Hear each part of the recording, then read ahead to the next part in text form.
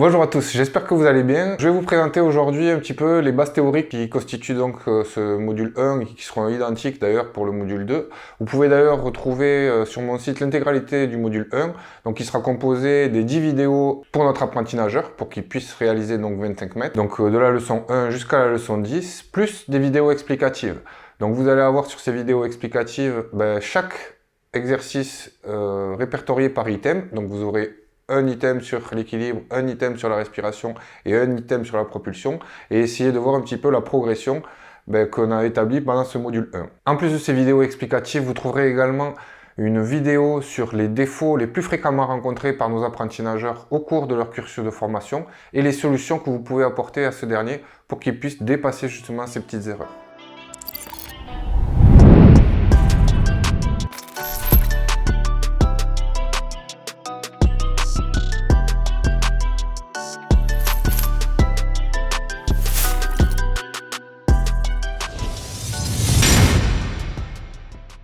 Mais revenons maintenant à notre deuxième module où notre apprenti nageur, qu'on va maintenant appeler débrouiller, va apprendre à nager le crawl. Donc je reste sur les mêmes principes d'élaboration, c'est-à-dire équilibre, respiration et propulsion, mais on va les faire évoluer.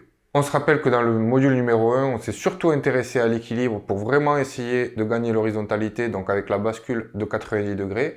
Et on a également survolé un petit peu la respiration et la propulsion pour permettre vraiment à notre apprenti nageur de se sauver. C'est l'objectif principal de ce module 1, c'était sécuritaire, réaliser 25 mètres, pour qu'au cas où un enfant qui ne savait pas nager auparavant tombe dans l'eau, il puisse revenir au bord en toute sécurité. Petite remarque par rapport à ce que je vous avais annoncé sur la leçon 1 du module 1, vous vous rappelez qu'on s'inspire beaucoup de Raymond Queteau, et donc là, pendant ce module 1, nous sommes beaucoup attachés au corps flottant, mais quand même à réussir à se propulser. Et là, dans ce module 2, on va davantage s'attacher au corps projectile. Donc dans ce module 2, nous allons davantage nous pencher sur la respiration pour être capable de nager plusieurs longueurs en crawl sans finir essoufflé. Donc je rappelle les principes d'une bonne respiration. Il faut que l'inspiration, donc le premier mouvement, soit bref pour ne pas justement trop déséquilibrer notre débrouillé. Et le deuxième principe, c'est qu'il faut que l'expiration soit forcée et complète, justement pour provoquer cette inspiration brève et que l'équilibre ne se dégrade pas beaucoup. Donc justement, la première partie de ce module, en fait, elle va s'intéresser à la liaison entre la respiration et l'équilibre, où nous avions vu déjà précédemment qu'ils étaient tous les deux très intimement liés. Il va donc falloir pour notre débrouillé qu'il puisse et qu'il sache respirer brièvement, sans dégrader son équilibre quand il sera en train de nager le crawl, en restant donc le plus possible à l'horizontale. Au niveau de l'équilibre, nous allons poursuivre un petit peu le développement de cet aspect-là chez notre débrouillé. Donc maintenant qu'il a acquis l'horizontalité, donc qu'il a réalisé la bascule de 90 degrés, nous allons travailler sur un autre point qui va ensuite se poursuivre également par la suite pour les confirmer. Ce sera donc le travail de l'hydrodynamisme. Le but, ça va donc être de réussir à diminuer les résistances à l'avancement. Vous voyez donc le lien que je fais directement avec le corps projectile de Raymond Queteau. Si l'on prend par exemple les principales résistances qui vont s'appliquer au corps de notre débrouillé, à ce niveau-là, il s'agit de résistance frontale. Donc pour entrer un petit peu dans les termes techniques, il s'agit donc du mètre couple, c'est-à-dire pour les futurs professeurs de PS, dans les concours, il va falloir dire que c'est une projection orthogonale sur un support vertical.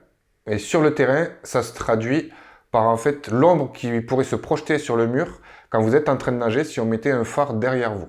Le but, ça va être bien entendu de réduire cette ombre le plus possible pour que notre débrouillé puisse progresser vers l'avant de manière linéaire. D'où l'intérêt de donner la consigne pour notre débrouillé de nager dans un tube le plus étroit possible ou dans une boîte la plus petite possible. La logique que j'essaie de vous exposer, j'espère que vous la comprenez bien, c'est qu'en natation, il va falloir réussir à créer des forces propulsives, donc à tirer de l'eau vers l'arrière pour se projeter vers l'avant, et en même temps, de proposer le moins possible de résistance à l'avancement pour être fluide et vraiment se déplacer du mieux possible. Si je vous donne un exemple, si notre débrouillé réalise un coup de bras qui lui permet de réaliser 2 mètres vers l'avant parce qu'il a le bras bien profilé devant et qu'il fait exactement le même mouvement mais avec un bras beaucoup moins bien profilé et qui donc propose des résistances à l'avancement, il ne va donc réaliser plus qu'1 mètre. On voit donc bien là que pour le même coup de bras et la même dépense énergétique, si je suis bien profilé, je vais réussir à avancer correctement. Et si je suis mal profilé, malheureusement, il va falloir que je multiplie mes efforts pour réaliser la même distance. Donc justement, une fois que nous aurons donc intégré dans cette première partie du module 2 la respiration à l'équilibre sans qu'il vienne trop perturber donc l'équilibre de notre débrouillé, nous mettrons dans un deuxième temps la liaison entre cette respiration et la propulsion. Donc dans cette deuxième partie de module, l'objectif ça va vraiment être de lier les deux, et donc comme je vous l'avais expliqué lors de la leçon numéro 1, on va rentrer vraiment dans une logique systémique. Parce que c'est bien de savoir respirer comme un nageur, mais le but c'est de le faire en nageant. Donc l'objectif dans cette deuxième partie de module 2, ça va être vraiment d'intégrer la respiration dans le cycle moteur du nageur sans que ça vienne perturber ni l'équilibre et en pouvant profiter pleinement de la propulsion que va créer notre nageur. Donc sur l'ensemble du module, nous allons donc apprendre à notre débrouillé à respirer latéralement sans dégrader son équilibre. Dans un second temps, à synchroniser cette respiration avec ses trajets moteurs. Pour dans un troisième temps, travailler plus spécifiquement la propulsion et les facteurs qui permettent de vraiment se propulser de manière efficace. Des acquisitions parallèles seront présentes, c'est-à-dire savoir moduler son débit respiratoire par exemple. Vous vous rappelez que dès la leçon 1 du module 1, nous avions vu la respiration et plus particulièrement l'expiration avec les 3 orifices, que sont donc le nez, la bouche et la gorge. Et ça va déjà nous servir dans notre module 2 à justement savoir varier ce débit respiratoire. Je vous donne un exemple, nous allons demander à notre débrouillé de nager une longueur en crawl en respirant à 2 temps. Donc en respirant tous les 2 coups de bras, et il va falloir qu'il soit capable d'expirer l'air qui est présent dans ses poumons de manière très rapide.